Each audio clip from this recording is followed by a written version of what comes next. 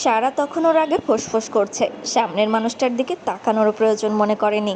সে নিজের ছাল ওঠা কনুইতে ফু দিতে দিতে দাঁতে দাঁত চেপে বিড়বিড় করে বলতে লাগলো, অসভ্য!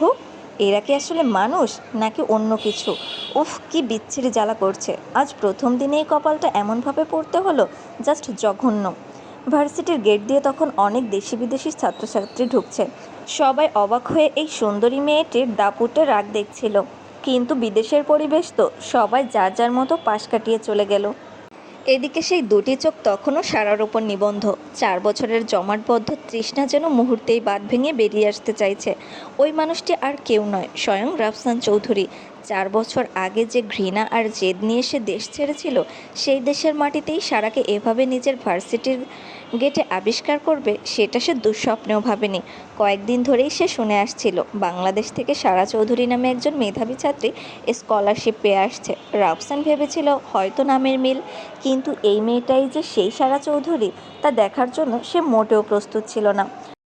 ভার্সিটির গেটের দারোয়ান তার প্রিয় প্রফেসর রাফসান চৌধুরীকে ওভাবে মূর্তির মতো দাঁড়িয়ে থাকতে দেখে কিছুটা ঘাবড়ে গিয়ে কাছে এলো। সে বিনীতভাবে জিজ্ঞেস করলো, sir, is there any problem? Sir, কোনো সমস্যা? রাফসানের কানে সেই কথা পৌঁছালো না। তার চোখ তখনও মাটিতে বসে থাকা সেই তেজস্বী মেয়েটির দিকে। সারা অনেক কষ্টে দাঁতে দাঁত চেপে উঠে দাঁড়ালো। ধুলো ঝেড়ে যেই না সামনে তাকালো, অমনি পুরো পৃথিবীটা যেন থমকে গেল। সামনে দাঁড়িয়ে থাকা মানুষটাকে দেখে সারার হৃৎপিণ্ড এক মুহূর্তের জন্য স্তব্ধ হয়ে গেল। সে জানতো রাফসান এই দেশে, কিন্তু প্রথম দিনেই তার মুখোমুখি হবে, এটা ছিল কল্পনাতীত। সারা খেয়াল করলো রাফসান অনেকটা বদলে গেছে। আগে সে অস্থির কিশোর ভাবটা আর নেই।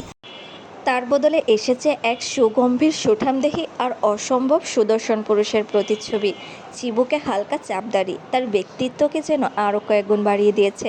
সারা মুহূর্তের জন্য দুর্বল হয়ে পড়েছে, কিন্তু পরক্ষণেই 4 বছর আগের সেই রক্তমাখা চিঠির কথা মনে পড়ে গেল। কালনাগিনী শব্দটা ওর কানে বাজতেই সে এক ঝটকায় চোখ নামিয়ে নিল। বুকের ভেতর হার্টবিট ধুকপুক করলেও সে নিজের ওপর নিয়ন্ত্রণ হারালো না। সে আর এক মুহূর্ত সেখানে দাঁড়ালো না। মাথা উঁচু করে নিজের সমস্ত আত্মসম্মান আর দম্ভ সাথে নিয়ে রাফসানের পাশ কাটিয়ে হনহনিয়ে ভার্সিটির ভেতর ঢুকে গেল।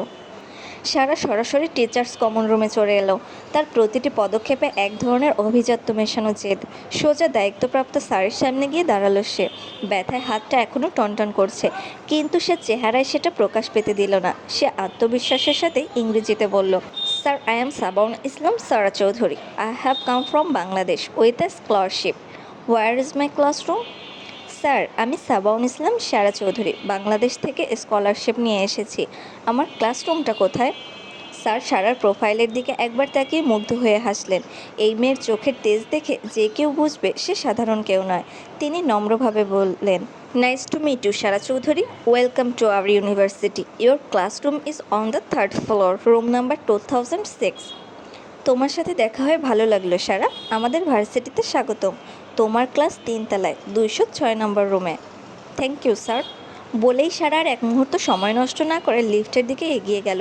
3 তলায় পৌঁছে ক্লাসরুমে ঢোকামাত্র পুরো হলের গুঞ্জন যেন থেমে গেল। কয়েক মুহূর্তের জন্য সবাই চুপ হয়ে সারার দিকে তাকিয়ে রইল। 19 বছরের এই অপূর্ব সুন্দরী যুবতীকে দেখে ক্লাসের ছেলেগুলোর চোখ যেন কপালে উঠল। সারা সেদিকে ভ্রুক্ষেপ না করে শান্তভাবে একটা খালি সিটে গিয়ে বসলো। তখনই পাশ থেকে একটা হাসি খুশি মেয়ে এসে ওর পাশে বসলো। মেয়েটার চোখে মুখে বন্ধুত্বের ছাপ। সে নিচু স্বরে বাংলায় সারাকে জিজ্ঞেস করলো, হাই, তুমি কি বাংলাদেশি? আমিও কিন্তু বাংলাদেশি। আমি তানিয়া। বিদেশের মাটিতে নিজের দেশের ভাষা শুনে সারার মনটা একটু শান্ত হলো। সে মৃদু হেসে জবাব দিল, আমি সারা। তানিয়া হাত বাড়িয়ে দিয়ে উজ্জ্বল মুখে বলল, তাহলে আমরা ফ্রেন্ড? এই শহরে একা একা টেকা মুশকিল, আমাদের একজন অন্যজনকে লাগবেই। সারার কথা না বাড়িয়ে তানিয়ার বাড়িয়ে দেওয়া হাতটা ধরল। তানিয়া মেয়েটা বেশ মিশুক। কিছুক্ষণের মধ্যেই সে সারাকে এই ভার্সিটির নিয়মকানুন আর প্রফেসরের খুঁটিনাটি সব বুঝিয়ে দিল।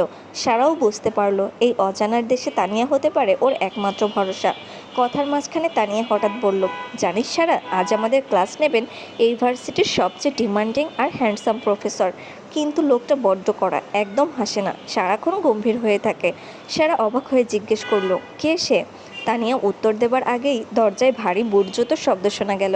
ক্লাসের সবাই একদম সোজা হয়ে বসলো। সারাও দরজার দিকে তাকালো, আর দরজা দিয়ে ঠিক যে মানুষটা ভেতরে ঢুকলো তাকে দেখে সারার হাতের কলমটা হাত থেকে টেবিলের উপর পড়ে গেল। রাফসানকে নিজের ক্লাসের প্রফেসরের আসনে দেখে সারার বুকের ভেতরটা যেন ওলটপালট হয়ে গেল, কিন্তু সে নিজেকে সামলে নিল।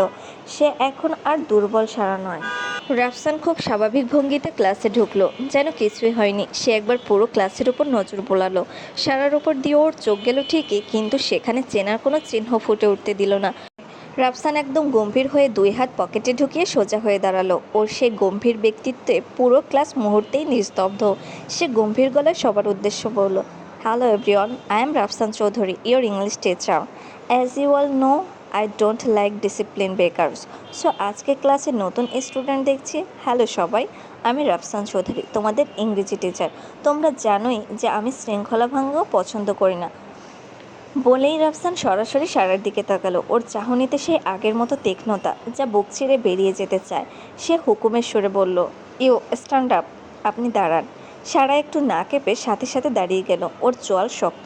রাফসান এবার সরাসরি ওর চোখের দিকে তাকিয়ে কঠিন গলায় জিজ্ঞেস করলো, ইয়োর নেম? সারা মাথা উঁচু করে আত্মবিশ্বাসে ভরপুর গলায় স্পষ্ট স্বরে জবাব দিল, my name is Sabaun Islam Sara Chowdhury. I am from Bangladesh. From today, I am also a student of this university and your class. If you want to know anything more, you can ask me, sir. আমি বাংলাদেশ থেকে এসেছি। আজ থেকে আমিও এই ভার্সিটির এবং আপনার ক্লাসের একজন ছাত্রী। যদি আরও কিছু জানার থাকে তবে বলতে পারেন, স্যার। রাফসান সারার পরিচয় আর ওর চোখের ওই অকুতোভয় চাহনি দেখে মুহূর্তের জন্য থমকে গেল। ওর ভেতরের ঝড়টা বাইরে প্রকাশ পেতে না দিয়ে মুখটা একদম শান্ত করে ফেলল সে। কয়েক সেকেন্ড কী যেন ভেবে নিয়ে রাফসান বেশ ভারী গলায় বলল, miss Sara, after the class come to my cabin, second floor, cabin number 106 is mine. বলেই রাফসান আর কোনো কথা না বাড়িয়ে হাতের টেক্সট বুকটা খুলে পড়াতে মন দিল। সারা একটা দীর্ঘশ্বাস ফেলে ধপ করে নিজের সিটে বসে পড়ল। বুকের ভেতরটা এখনও টিপটিপ করছে। পাশে বসা তানিয়া তখন খুশিতে আর বিস্ময়ে ফেটে পড়ার উপক্রম। সে ঝটপট সারার দিকে ঝুঁকে এসে কানে ফিসফিস করে বলতে লাগলো, কী রে, স্যার তোকে পার্সোনাল কেবিনে ডাকলো কেন? আমি কোনো দিন দেখিনি স্যার কোনো মেয়েকে আলাদা করে ডেকেছেন। উনি তো মেয়েদের থেকে 10 হাত দূরে থাকেন। কি ব্যাপার বলতো? সারা নিজেকে স্বাভাবিক রাখার চেষ্টা করে শুকনো গলায় বলল, এমনি হয়তো, আমি নতুন স্টুডেন্ট, তার উপর বাংলাদেশি, হয়তো দেশ কেমন আছে বা আমার আগের রেজাল্ট কেমন ছিল সেই সব জিজ্ঞেস করার জন্য ডেকেছে। তানিয়া অবিশ্বাসের দৃষ্টিতে সারার দিকে বড় বড় চোখ করে তাকিয়ে বলল, তা শুধু তোকেই কেন ডাকলো? এখানে তো আরও অনেক বাংলাদেশি মেয়ে আছে, তাদের তো কোনো দিন ডাকিনি। তুই কি আমাকে বোকা বানাচ্ছিস সারা? তোদের আগে থেকে পরিচয় নেই তো?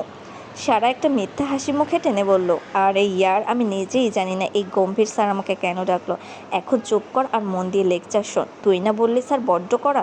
আমাদের এসব ফিসফিস শুনলে হয়তো মাস ক্লাসেই বের করে দেবে। তানিয়া চুপ হয়ে গেল, কিন্তু সারার মনের ভেতর তখন হাজারটা চিন্তা ঘুরপাক খাচ্ছে। সে আপ্রাণ চেষ্টা করলো সব কিছু ভুলে রাফসানের লেকচারের দিকে মন দিতে। অবাক করার মতো বিষয় হলো, সারা আজ রাফসানের সেই চিরচেনা কণ্ঠস্বর শুনে বিচলিত হচ্ছে না, বরং ওর পড়ানোর ধরন আর গভীর জ্ঞান ওকে মুগ্ধ করছে। রাফসানও দারুণ পেশাদারিত্বের সাথে লেকচার দিয়ে যাচ্ছে, তবে মাঝে মধ্যে ওর তীক্ষ্ণ দৃষ্টি আর চোখে সারার উপর গিয়ে পড়ছে, যেন সে বিশ্বাসই করতে পারছে না 4 বছর আগে সেই মেয়েটি আজ তার ঠিক সামনে বসা। ক্লাস শেষ হওয়ার সাথে সাথেই রাফসান গটগট করে ক্লাস থেকে বেরিয়ে গেল। সারা কিছুক্ষণ তানিয়ার সাথে কথা বলে নিজেকে স্থির করে নিল। তারপর ধীর পায়ে দোতলার 106 নম্বর কেবিনের সামনে এসে দাঁড়ালো। বুকের ভেতরটা একবার ধক করে উঠলেও সে লম্বা একটা দম নিয়ে নিজেকে সামলে নিল। দরজায় হালকা নক করে পরিষ্কার গলায় বলল, sir, may I come in? Sir, আসবো? ভেতর থেকে রাফসানের সেই গম্ভীর গম্ভীর কণ্ঠ শোনা গেল, কাম ইন। আশ্চর্যের বিষয় হলো, আগে রাফসানের সামনে এলে ও থরথর করে কাঁপত, কিন্তু আজ ও একদম স্বাভাবিক। রাফসান উল্টো দিকে ঘুরে জানালার বাইরে তাকিয়েছিল। সারার পায়ের শব্দ পেতেই সে এক ঝটকায় চেয়ার ঘুরিয়ে ওর মুখোমুখি হলো।